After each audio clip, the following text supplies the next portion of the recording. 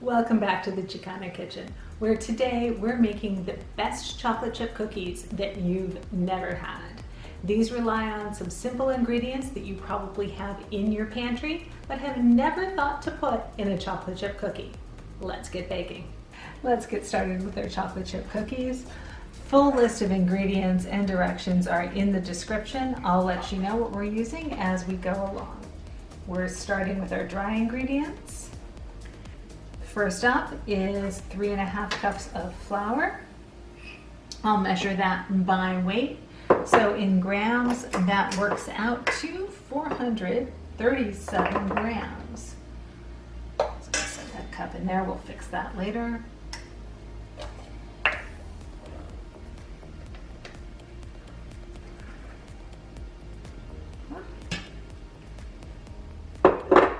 It's not baking if you don't make a little bit of a mess. Scoop some of that back out. And perfect. All right, to our flour, we're going to add a tablespoon of baking soda and a teaspoon of salt. You can use table salt. I use kosher salt, so it's a slightly heaping teaspoon to make up for the coarseness of the salt. We'll give that a quick whisk to make sure that our baking soda and our salt are evenly distributed through the flour.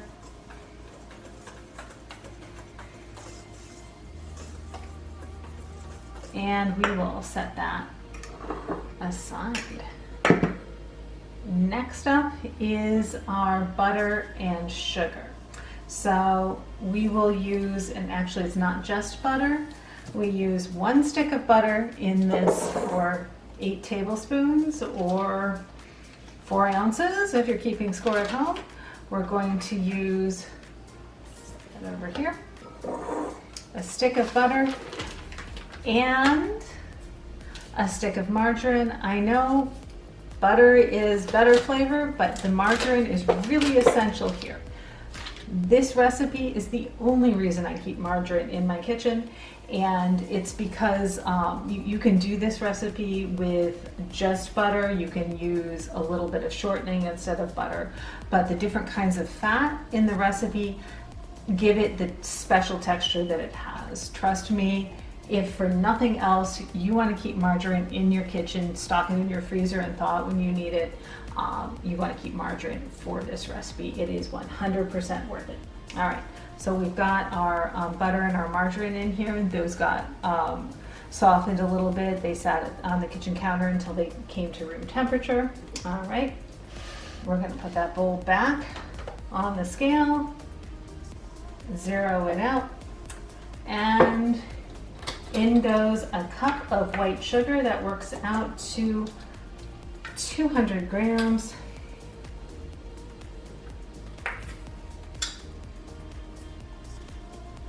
Not too much, we will correct. There we go, good enough. And another cup of brown sugar.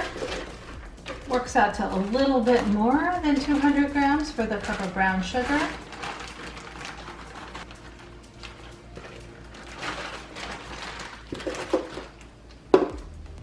All right, so we have our margarine, our butter, our white sugar, and our brown sugar in the bowl. We're gonna go ahead and put this in our mixer. I have a stand mixer. You can do this with a hand mixer. One time when I was visiting family and I didn't want to wake up a sleeping baby, I did all of this by hand with just a wooden spoon and a bowl. Whatever you have works, but I'm going to go ahead and use my trusty stand mixer to mix this up. All right, so we're going to put this on our mixer. We'll mix it on medium-low, let the butter and the margarine and the sugars come together, and then keep mixing until the mixture becomes light and fluffy, and it takes on a bit of a lighter color. We'll scrape down with a spatula as we need, and let's go.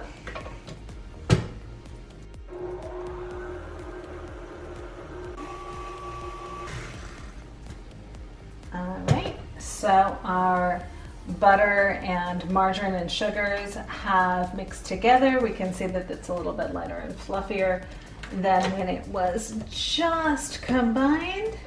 We're going to scrape that down a little bit. And next up, we will add an egg. Crack that right into the bowl.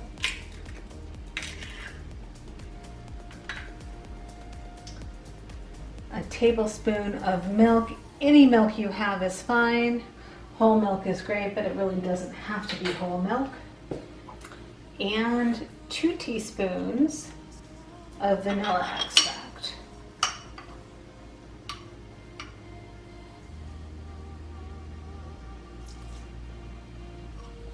All right, we are going to mix that up, scrape down again as necessary, and check back in when it's time to add the dry ingredients.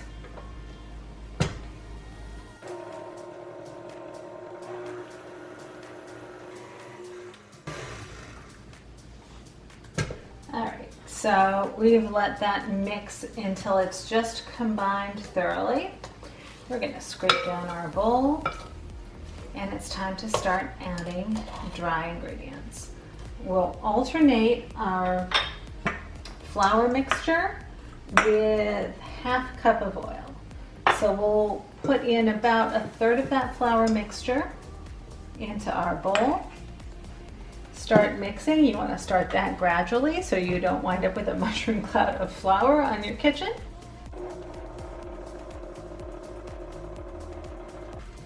And then we're going to add a little bit of our oil. We can actually let our mixer run a little bit while we do that.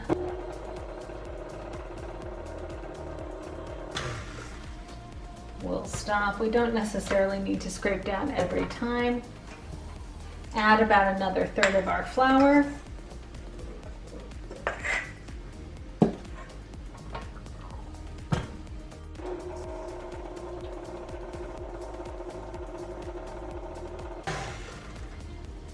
The last of our flour.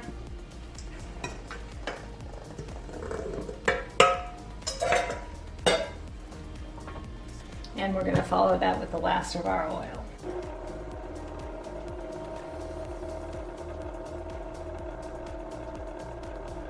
We don't need to overmix, we just want to make sure everything is thoroughly incorporated. And the reason for alternating these ingredients is so that we don't wind up with a clump of oily flour in the middle of our cookie dough. All right, so at this point we have a basic cookie dough going, but now we get to add the fun stuff. All right, we're going to start, with chocolate chips and oatmeal. So to do this, I'll use about 10 ounces of chocolate chips. Your standard chocolate chip cookie recipe uses 12 ounces. For this one, really 10 ounces is plenty. And I use a mixture of bittersweet and semi-sweet chocolate chips, but you can use whatever works for you. So I'm going to go ahead and put my chocolate chips in. And along with that, I'm going to add some oats, some oatmeal. Well, for this, we'll use the quick oats. If you have just the rolled, old-fashioned rolled oats, those will work all right. But these don't come out tasting like they're oatmeal cookies, so you don't really want that. For the way these cookies work, you really want that finer oatmeal. If you just have the regular rolled oats, you can put them in a food processor or a blender for a few seconds just to break them up a little bit more. All right, and I'm going to use about 1.25 cups of oats for this. I'm just going to measure that by kind of heaping it over my cup. This part is not an exact science. And if we're measuring that by weight, that is about 40 grams of oatmeal. All right, so we're going to go ahead and give that a quick turn through the mixer.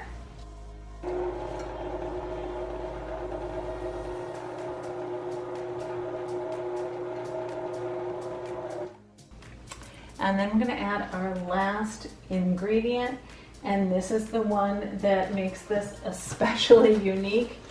It's cornflakes. We're going to add, again, about 1.25 cups of cornflakes to our bowl. And these crush really easily, so we can either just give that a stir with a spatula or a wooden spoon, or a really quick mix with the paddle. All right, so I'm going to measure that in here. Again, I'm just doing a heaping cup to work out to about 1/4 cup there. And I'm going to go ahead and do that just with my spatula.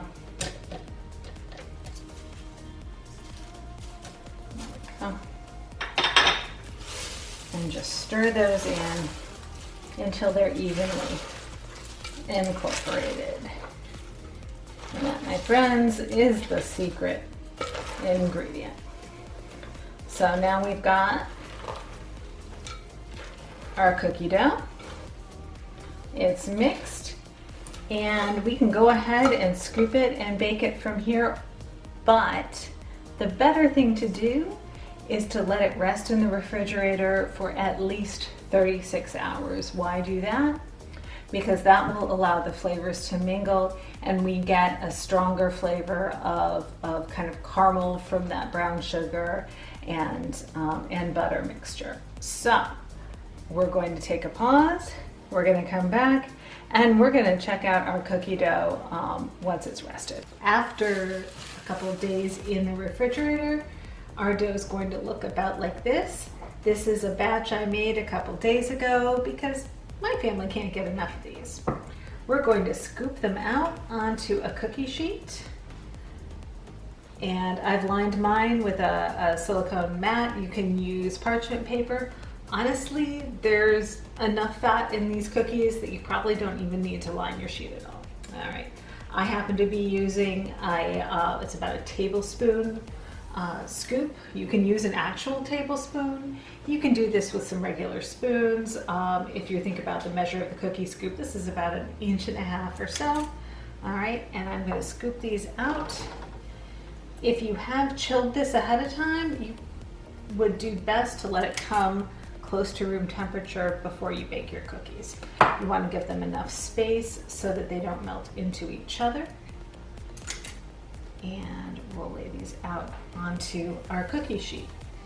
While we're doing this, we have our oven preheating to 350 degrees.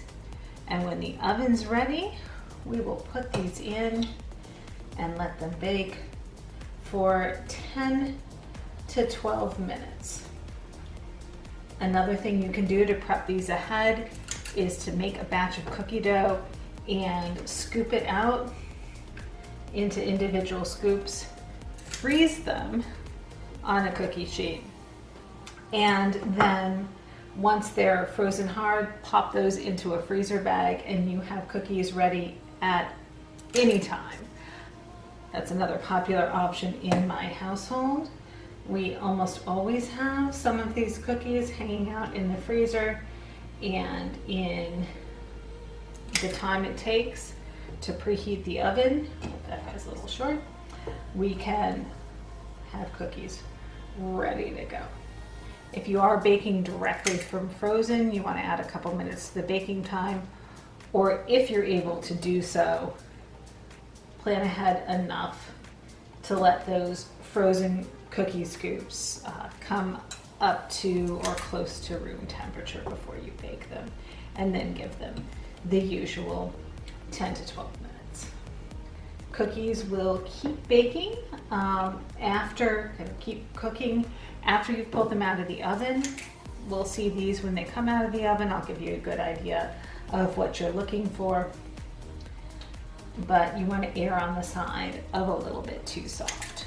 Our oven is preheated to 350. Our cookies are on the sheet and ready to go. We're going to put these in the oven and let them bake for 10 to 12 minutes. Time to take our cookies out of the oven. They've been in here for about 11.5 minutes or so. And here they are, nice and browned. It's still a little bit soft in the middle, but they'll set up as they cool. Our cookies are baked and ready to enjoy in the classic fashion with a glass of cold milk.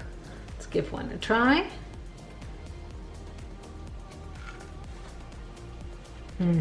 Perfect.